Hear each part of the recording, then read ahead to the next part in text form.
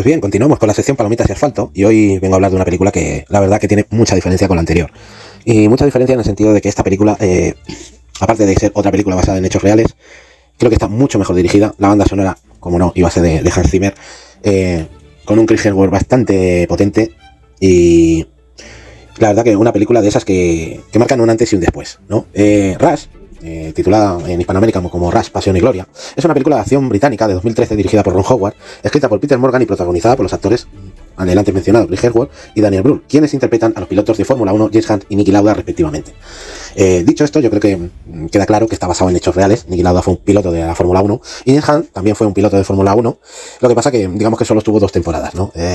Lo único que le atraía de la Fórmula 1 pues era la fama, la popularidad, las chicas, el alcohol, las drogas, y tras una temporada en la que acabó como campeón del mundo, a la siguiente temporada pues se retiró directamente, ¿no? Se retiró y continuó como comentarista deportivo de la Fórmula 1, propiamente dicho, ¿no?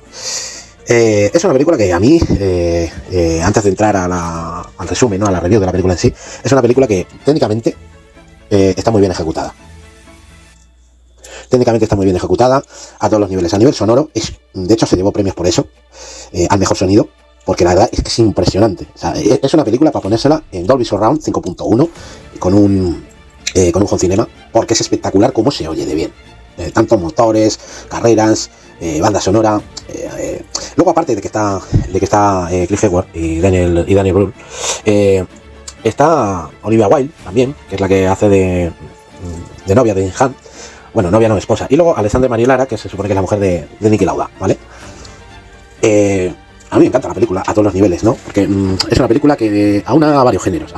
Es una película biográfica, es una película que tiene drama, es una película que tiene acción, adrenalina más no poder, y pertenece al género de los deportes, ¿no? Esta película se grabó entre Alemania y Reino Unido. Cuenta el drama o sea, aunque está inspirada en los dos, yo creo que la parte más profundamente emocional sería con Niki Lauda, ¿no? Un piloto muy escrupuloso, un poquito antisocial, exhaustivo en su trabajo, o sea, muy propio de un austriaco. Una maravilla, vamos, una maravilla como piloto. Se han hecho muchas canciones, muchas bromas. Recuerdo una canción de los Ramones, ¿no? De Niki Lauda. Y la verdad que para mí es una película que, como digo, para mí, de las mejores de carrera, se podía unir a Le Mans 66, se podía unir a Le Mans 62, porque está rodado de una manera increíble. Ron Howard hace aquí una de las suyas, y no es tanto como el director de la película anterior, de Gran Turismo. Aquí sí se aprovecha al máximo cada detalle y cada acontecimiento. Y además, a diferencia de Gran Turismo, que situaba el accidente entre medias de la película, como para ponerlo como motivo emocional para el espectador, cuando luego descubres la verdad de que ese accidente sucedió a posteriori, pierde todo el sentido la película en sí, ¿no? Sin embargo, aquí sí el accidente es real, ocurre en el transcurso de este Gran Premio, en el 79. Me gusta cómo comienza, ¿no? Y es una película de las que yo llamo de enemigos íntimos. O sea, enemigos íntimos porque existe una rivalidad que es tan intensa en odio como en aprecio, ¿no? O sea, eran dos pilotos que se admiraban, pero al mismo tiempo se odiaban. Y tenían un pique que traspasaba muchas veces fuera de la pista. Es una película que con un presupuesto de 38 millones, pues se llevó alrededor de casi unos 100. Me parece un poco injusto para el tipo de película que se había hecho, ¿no? Pero bueno, la película se estrenó el 27 de septiembre de 2013, ¿vale? Como he dicho, las localizaciones fueron entre Alemania y Reino Unido, porque esto se grabó porque, a ver, James Hunt era inglés y como digo, Niki Lauda era de origen austriaco, pero todo circula en Alemania. Es curioso porque se habla mucho del circuito, de uno de los circuitos que la gente que haya jugado a videojuegos de conducción y tal, simuladores. Nürburgring es un circuito que era tan donde se podía exprimir la velocidad, pero donde muchos pilotos han fallecido, o muchos se han estrellado, o muchos han tenido accidentes. De hecho, es uno de los circuitos más peligrosos y ya no está dentro de la F1, precisamente por eso, ¿no? Porque es un circuito tremendamente peligroso. Lo que pasa es que los adictos a la adrenalina siempre es como un reto, ¿no? Para ellos, ¿no? La película se basa en la temporada de 1976 de la Fórmula 1, en el que el duelo por el título entre ambos pilotos y el accidente sufrido por Lauda en el Gran Premio de Alemania 76 es el top 92 de las 100 mejores películas de acción de todos los tiempos, ¿vale? Es En este caso, James Hunt, Ken Herworth y Niki Lauda, Daniel Brühl, son dos pilotos de carreras que desarrollan una feroz rivalidad en 1970 en una carrera de la Fórmula 3 en el circuito de Crystal Palace en Inglaterra, cuando los autos de ambos se salen y Hunt gana finalmente la carrera, ¿vale? Hunt es un joven británico y temerario que normalmente antes de cada carrera tendía a vomitar y era conocido por ser un juerguista, un libertino, mientras que Lauda era un austriaco reservado, un genio de la técnica, que confía en la precisión de los monoplazas de la escudería con la que compite. No tanto es así, porque cuando llega a Ferrari, y es una escena que me hace mucha gracia, porque claro, como yo no le tengo mucho cariño a Enzo Ferrari, cuando está haciendo las pruebas del monoplaza con el ingeniero, le dice que es una mierda con ruedas, y no se equivoca. De hecho, él hace cuando está el GP3, se dedicaba a configurar él sus monoplazas, ¿no? Eso lo habréis visto en gente como pilotos como Alonso, Schumacher, que son muy expeditivos con lo suyo. Ellos, hacían los reglajes, le decían a los mecánicos cómo tenía que ser el monoplaza para que ellos fueran más cómodos. De hecho, se convirtieron ambos también en campeones del mundo, ¿no? Y es una cosa que, lo quieras o no, se convierte en un plus, ¿no? O sea, ya no es como... O sea, no es lo mismo ser piloto, hace casi que los ingenieros y los mecánicos se dediquen a poner a punto tu monoplaza, que ser piloto, tener ciertos conocimientos de mecánica y ajustar los reglajes a tu gusto para que tu conducción sea mejor, ¿no? Eso era el plus que tenía Lauda en este sentido, como lo tenía Schumacher, como en cierto modo también lo tenía Alonso y otros pilotos de la F1 contemporánea, ¿no? Digamos que en una discusión acalorada con su padre, que no acepta que su hijo sea piloto de carreras, en el caso de Niki Lauda, alegando que eso es una vida de playboys y aficionados sin cerebro, le dice que el apellido Lauda pertenece a un apellido de políticos y economistas, debido a que su familia es conocida por los negocios, y lo insta a que use su dinero y se encargue del negocio familiar. En un principio, Lauda se lo piensa, pero su orgullo puede con él, porque digamos que era un tío que bastante reservado, solitario, ¿no? Entonces él consideró que la ayuda de su padre era como una especie de afrenta hacia él, ¿no? Entonces al final decide no ceder y cambia de opinión diciéndole que se lo quede y que lo invierta, y en cierto modo lo amenaza diciéndole que cuando sea campeón mundial y su nombre aparezca en las primeras planas él se arrepentirá, ¿no? Como su familia no quiere apoyarlo, Lauda pues toma un préstamo de un banco alemán y compra su plaza en el equipo BRM, conociendo al que sería su compañero, tanto en BRM como en Ferrari, que sería su compañero Clay Ragazzoni, que era un piloto italiano. Y mientras, en Hesketh Racing, que era un nuevo equipo de Fórmula 1, que bueno, andaba casi sin patrocinadores, es el que contrata a Hunt, ¿vale? Y que hasta entonces el equipo usaba autos de la escudería March, porque la escudería March era de un conde inglés que era muy colega de Hunt, ¿no?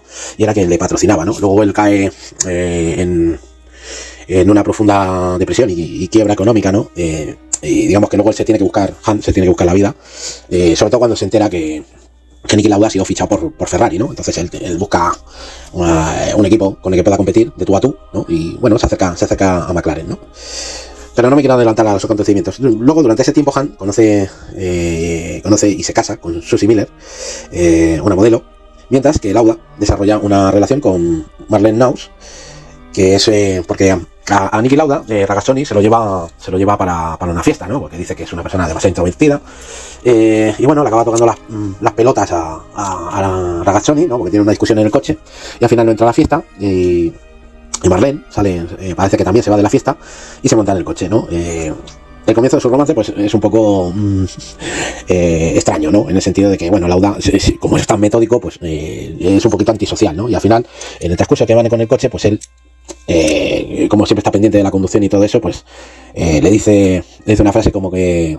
O sea, es decir, le quita la radio porque ya va cantando en el coche y le quita la radio y empieza a escuchar el sonido del motor, el sonido del embrague y varias cosas más. Y entonces le dice, mira, una de las ruedas está deshinchada, por eso el coche se zarandea.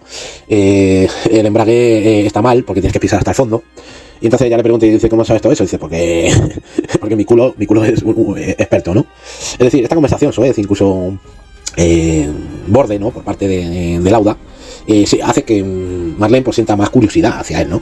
De hecho, el coche se estropea, al final se confirma lo que decía Lauda, y le recogen unos fans de Lauda que lo han visto. Ella no tiene conocimiento de que sea piloto de carreras de la F1, y claro, los fans flipan con él, y bueno, en un Lancia, pues digamos que él hace una exhibición de conducción, ¿vale? Y ese es el comienzo de su relación.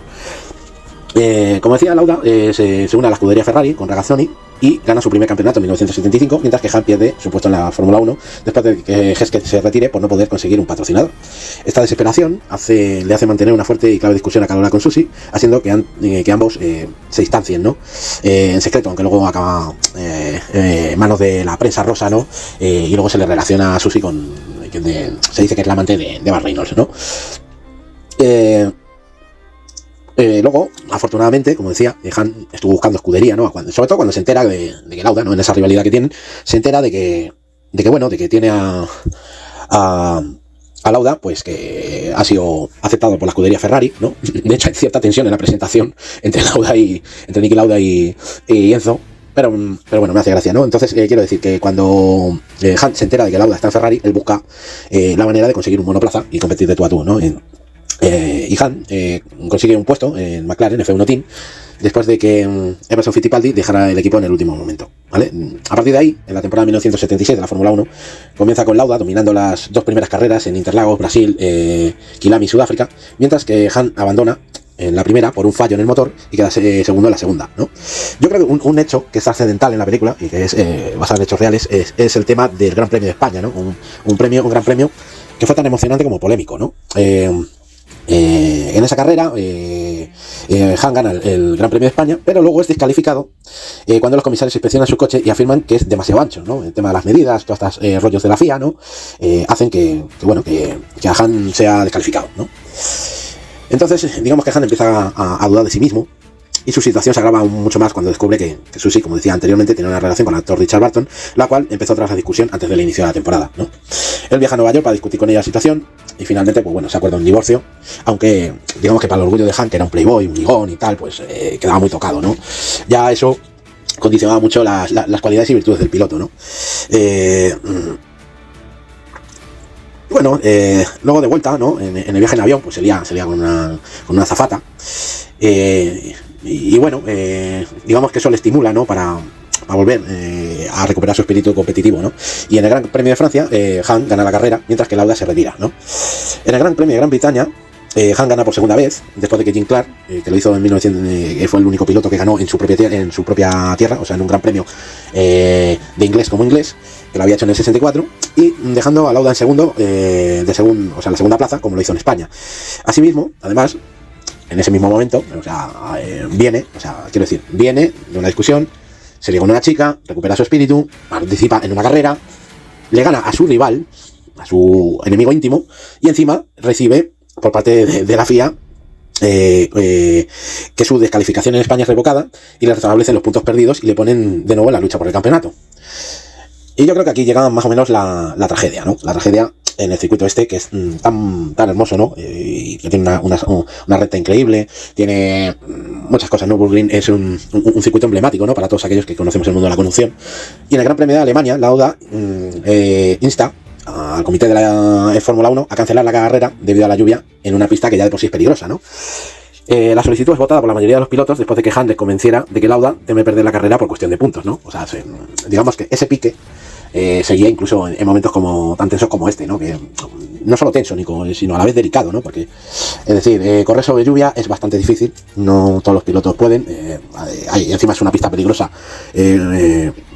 Bueno, voy a parafrasear a Lauda, ¿no? Si ya la pista de Nürburgring era peligrosa de por sí, el hecho de que se añadiera el extra de la lluvia la hacía aún más peligrosa, ¿no? Y digamos que Lauda, no solo mirando por sí mismo en esta ocasión, sino mirando por la integridad del resto de pilotos, es por lo que convoca esta reunión en el comité de la FIA para ver si se aplaza o se suspende la carrera, ¿no?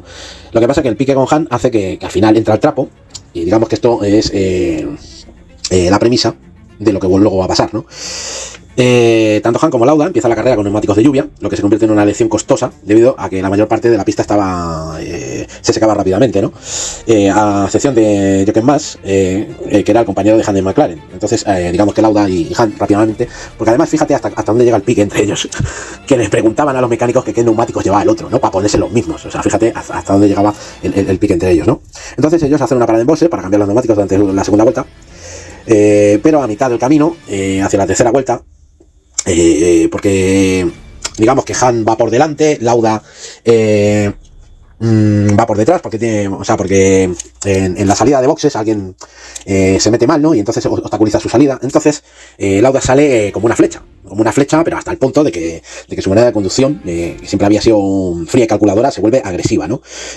Porque sabe que Han está delante. Entonces, eso conlleva a una cadena de errores, y esa cadena de errores es que uno de los brazos de la suspensión del coche de Lauda se rompe, ¿vale? Todo esto porque él, en los adelantamientos, al usar esa conducción bastante agresiva y subirse por los pianos, es lo que hace que el brazo de suspensión se rompa, ¿no? Y nada, como decía, la suspensión del coche de Lauda se rompe, haciéndole perder el control para acabar chocando violentamente contra una barrera, y el coche envuelto en llamas se desliza hasta el medio de la pista y es golpeado por otros coches que luego, después los pilotos salen cuando ven las llamas e intentan ayudarlo a salir. Lo que pasa es que el cinturón, el pretensor del Fórmula 1, no se termina de abrir, y eso hace que todo el tanaje que lleva ese ataúd con ruedas le cause quemaduras bastante graves, ¿no? De hecho, Lauda es trasladado en helicóptero a un hospital con quemaduras de tercer grado en la cabeza, y sobre todo lo peor es los humos tóxicos que había aspirado por los pulmones, y de hecho se temía por su vida. En la película hay diversas escenas en las que se ve que ya le querían dar por muerto, se ve al cura intentando darle la extremaunción, ¿no? Porque lo daban por muerto. Pero digamos que para Lauda fue motivacional pasar ese tiempo en el hospital, y le ponían en la televisión las carreras de su enemigo, ¿no? Entonces eso era lo que lo mantenía con ese espíritu, ¿no? De luchar. Entonces, mientras Lauda era tratando una escena bastante desagradable, que le meten una varilla por la tráquea, ¿vale? En la que sufre de narices, pues él, mientras observa a Han dominar el resto de la temporada, ¿no? Y también se entera de que Ferrari contrató a un piloto de reemplazo, que era Carlos Reutemann, y en contra de las órdenes de su médico, vuelve al volante de su Ferrari. De hecho, hay una escena también más dolorosa que desagradable, ¿no? Que es en un momento dado que se levanta de la cama y está en el hospital, no digo cuando le quitan los vendajes, que también es un poquito desagradable, sino cuando él está con el casco, intentando ponerse el casco, y el casco le hace daño porque tiene unas heridas bastante recientes, ¿no? Y la mujer le dice como, a todo esto tengo que hablar de que hay una escena anterior, ¿no? En el que él como que lo presentía. Hay un momento que están, intimando la pareja, y Lauda baja hacia abajo y delante tiene un fuego, ¿no? Y ese fuego, aunque parezca que no, está bien utilizado por la cámara de manera simbólica como el presagio de lo que le va a pasar en Nürburgring, ¿no? Pero siguiendo con los hechos, ¿no? Cuando él se entera de todo esto, ¿no? De que ya lo tenían medio reemplazado, pues en la rueda de prensa junto a Reutemann, dijo en su conferencia de prensa que él siempre estaba ansioso por tener una buena impresión. Y para terminar heroicamente en cuarto, mientras que Han no logra terminar la carrera, ¿no? Por diversas fallas en el motor. Digamos que la cosa estaba muy ahí, estaban muy parejos los dos, ¿no? Y en la temporada 1976, pues llega el punto culminante, es en el lluvioso Gran Premio de Japón, en el Fuji Speedway, con Lauda liderando, con Han a 3 puntos por detrás, ¿no? Y al final de la segunda vuelta, Lauda piensa con la cabeza esta vez, ¿no? Como diciendo, no voy a cometer el mismo error 2 veces de subirme cuando yo no creo en ello. De hecho, él tiene una frase durante la película que dice, yo sé que yo asumo ese 20% de posibilidades de que yo vaya a morir. Y entonces, pues bueno, digamos que él lo toma así, y de hecho se da cuenta, dice, no quiero que me vuelva a pasar lo que me pasó, y haciendo caso a la mujer, por primera vez, se da media vuelta, vuelve a boxes y se retira, ¿no? Optando por quedarse, como he dicho, con su esposa en su lugar, y alegando que la pista era muy peligrosa por la lluvia extrema, ¿no?